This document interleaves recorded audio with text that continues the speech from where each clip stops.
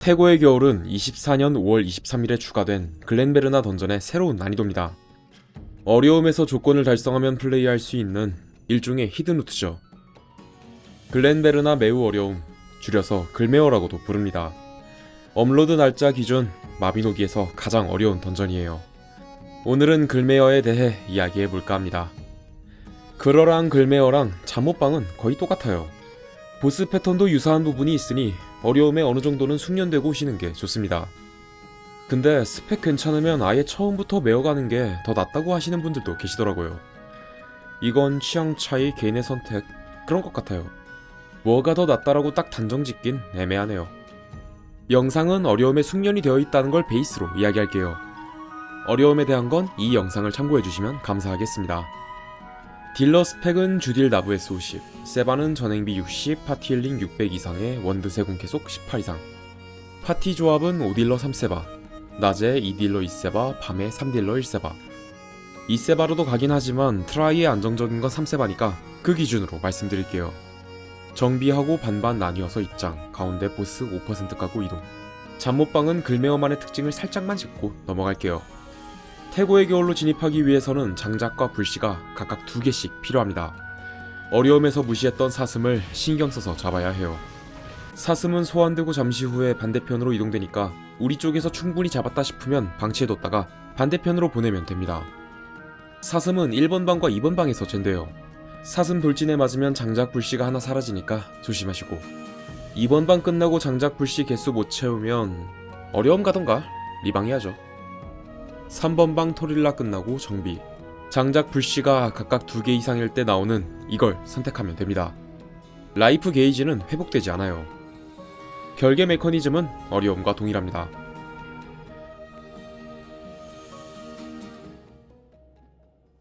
결계 끝나면 바로 보스전. 어려움과 다르게 정비 시간이 따로 없어요. 태고의 겨울 보스는 4개의 페이지로 나뉩니다. 1페이지는 화면 흑백, 어려움의 내부랑 똑같이 포션 사용이 불가능하고 생마스가 감소됩니다. 가운데 불완전한 공상의 체력을 10%까지 깎으면 됩니다. 공상은 아무것도 안하고 그냥 가만히 있어요. 위험한 요소도 없는 사실상 쉬어가는 페이지입니다. 때리다 보면 할머니가 나오는데 이건 무적이에요. 공상 10%일 때 할머니의 위치가 중요합니다.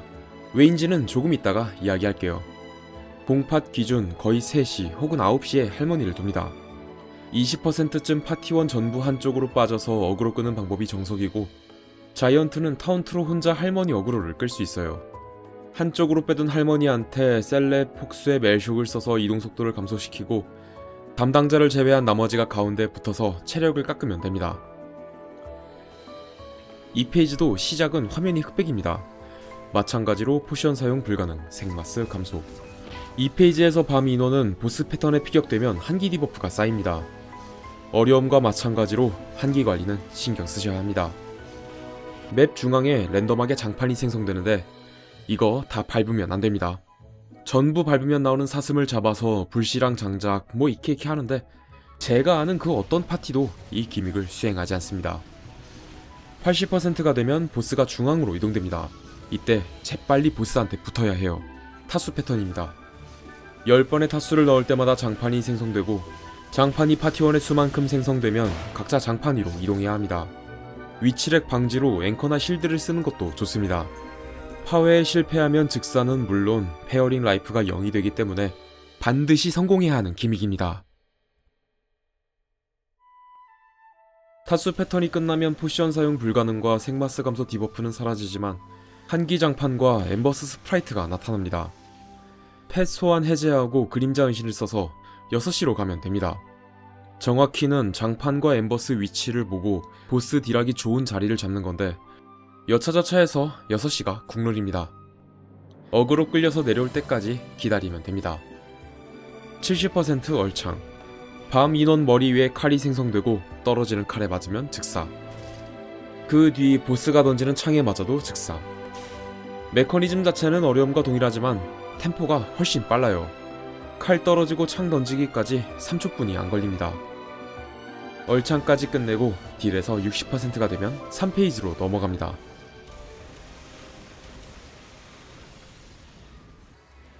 3페이지가 되면 보스의 외형이 바뀌고 컨디션도 초기화돼요. 디버프 전부 다시 걸어야 합니다. 이때부터는 나디던이 피격시 한기 디버프가 쌓입니다. 3페이지는 본대와 사슴조로 나뉘는데 일단 본대부터 설명할게요. 본대는 3딜러 2세바. 그냥 보스 붙어서 딜하면 됩니다. 추가로 해야 하는 게 셀레스티얼 스파이크. 중간중간 셀레를 넣어서 보스 어그로를 끌어야 합니다. 보스 어그로가 사슴조에 끌리면 안되거든요. 사슴조는 2딜러 1세바. 딜러는 낮과 밤에서 각각 한 명씩, 세바는 밤. 아까 1페이지 끝날 때 할머니가 있던 자리를 보면 화로가 있습니다. 3페이지가 되자마자 생성되는 문양. 문양을 전부 밟으면 마지막으로 밟은 문양 근처에 사슴이 소환됩니다. 이 사슴을 낮이 잡으면 불씨, 밤이 잡으면 장작이 생성돼요. 불씨와 장작을 하나씩 화로에 넣어야 합니다. 문양은 10중 8구 한기장판 위에 생성되고 엠버스의 견제도 들어옵니다. 그래서 세바가 자의를 하면서 문양을 밟아야 해요. 이 세바를 사슴세바 혹은 기믹세바라고도 부릅니다. 딜러들은 자가상지 걸면서 준비. 사슴 소환되면 위치 잡은 다음 디버프 넣고 잡으면 됩니다. 화로를 3시에 뒀다고 치면 사슴도 3시 쪽에 소환하는 게 국룰입니다. 변수가 발생해 사슴을 3시가 아닌 다른 곳에 소환했다면 따로 콜을 하는 게 좋습니다. 사슴은 2마리 잡아야 하고 보통 낮이 먼저 잡아요. 왜냐하면 어차피 밤이 먼저 잡아봤자 불씨가 없으면 장작을 넣을 수 없고 혹시라도 사슴 돌진에 맞으면 갖고 있던 장작 불씨가 없어지거든요. 불씨와 장작을 모두 넣으면 화면이 흑백이 되고 포션 사용 불가능, 생마스 감소. 우측 상단을 보면 종말까지 남은 시간이 늘어나는 것을 볼 수 있습니다. 종말까지 카운트가 줄어들다가 장작을 태우면 그 시간이 추가되는 메커니즘입니다. 사슴 기믹을 수행하지 못하는 등의 이유로 종말 카운트가 끝나면 전원 즉사. 페어링 게이지도 0이 돼버리든 그냥 끝입니다. 3페이지는 보스 체력 20%까지. 그때까지 본대는 보스 어그로 끌면서 딜하고 사슴조는 기믹 수행하고 장작 태우는 동안에는 본대 합류해서 딜. 3페이지는 이런 느낌으로 진행됩니다. 기믹을 몇 번 수행하는지에 따라 0화로, 1화로, 2화로 이렇게 구분되고 사슴이라고도 부릅니다. 1사슴, 2사슴 이렇게. 3페이지부터는 랜덤한 파티원 한 명에게 장판 이펙트가 생성됩니다. 게이지가 가득 차면 캐릭터 주변에 장판, 통칭 똥이 깔려요. 원래 한기는 10세까지만 쌓이지만 똥장판의 한기는 상한이 없습니다. 심지어 똥장판은 던전 끝날 때까지 사라지지 않습니다. 3페이지부터는 똥장판으로 맵이 점점 줄어드는 일종의 타임어택이죠. 가능하면 기존의 장판 옆에 이어서 여기저기 깔다가는 장판 사이에 갇혀서 딜각이 안 나올 수도 있으니까. 30% 얼창, 70% 얼창에서 칼 떨어지는 게 나디던으로 바뀔 뿐입니다. 화로 태우는 중에도 얼창 패턴은 나와요. 기믹 수행하면서 20%가 되면 마지막 4페이지 혹한입니다. 랜덤한 파티원에게 장판이 생성되고 장판 위에서는 한기 디버프가 해제됩니다. 어려움과 메커니즘은 똑같습니다. 그리고 똥장판 생성 주기가 많이 빨라져요. 다들 뭉쳐있는 데다가 이펙트 때문에 헷갈릴 수 있으니 조심하셔야 합니다. 침착하게 열심히 딜해서 20% 깎으면 클리어. 어려움이랑 비교했을 때 템포가 거진 5배 정도 빠르지 않을까, 개인적으로 그렇게 생각합니다. 보스 패턴 속도도 빠르고 기믹하느냐 왔다 갔다, 똥장판 때문에 맵은 좁아지고 정신이 좀 없어요. 난이도도 어렵고 매우 어려움이라는 닉값을 제대로 하지 않을까 싶네요. 짤 패턴하고 팁 몇 가지만 말씀드리고 마치겠습니다. 짤 패턴 메커니즘은 어려움과 동일하지만 차이가 좀 있습니다. 3탄은 어글자 위치 따라 방향을 꺾어요. 범위도 넓으니까 조심합시다. 돌진은 소용돌이 범위가 2페이지는 보스 뒤쪽만 안전이고 3페이지부터는 전방위. 레이저는 보시다시피 좀 어지러워요. 스킬 활용하고 무빙 쳐서 피하면 됩니다. 어려움보다 패턴 속도가 전체적으로 좀 빨라요. 3페이지부터는 회오리 소환이라는 특수 패턴이 나옵니다. 보스 주변에 회오리가 소환되고 가까운 파티원을 추격해요. 이거 겹쳐 맞으면 바로 죽습니다. 세바의 수호의 축복으로 넘기는 게 정석이긴 하지만 좀 부족할 거예요. 수축 지속시간보다 회오리 지속시간이 더 길거든요. 음법 연장 타이밍은 전장비 바체는 3번방 전후 혹은 팬텀 잡은 직후, 행진곡은 1페이지 중간 혹은 2페이지 초반. 음법 세팅이나 진행 속도 따라 조금씩 다르겠지만 보통 이쯤에 합니다. 3번 방에서 팬텀 때문에 연장 못할 수도 있으니 좀 기다렸다가 입장하거나 아예 연장하고 가는 것도 좋습니다. 글메어는 세바가 중요합니다. 세바가 정말 잘 해줘야 합니다. 딜러가 못하는 건 어떻게든 커버가 되는데 세바가 못하는 파티는 진짜 힘들어요. 파티 힐링 계속 쓰고 포지션 계속 생각하면서 세바 스킬도 잘 쓰고, 정화의 고동은 쿨될 때마다 계속 다른 사람하고 겹치지 않게 까시고 80% 타수 때도 깔면 좋습니다. 붕괴의 파동은 80% 타수까지는 쓰고 그 후로는 아끼세요. 버스트 때 써야 하거든요. 수축은 아까 말했다시피 회오리 때, 그리고 수축 지속시간 동안에는 한기 데미지가 들어오지 않습니다.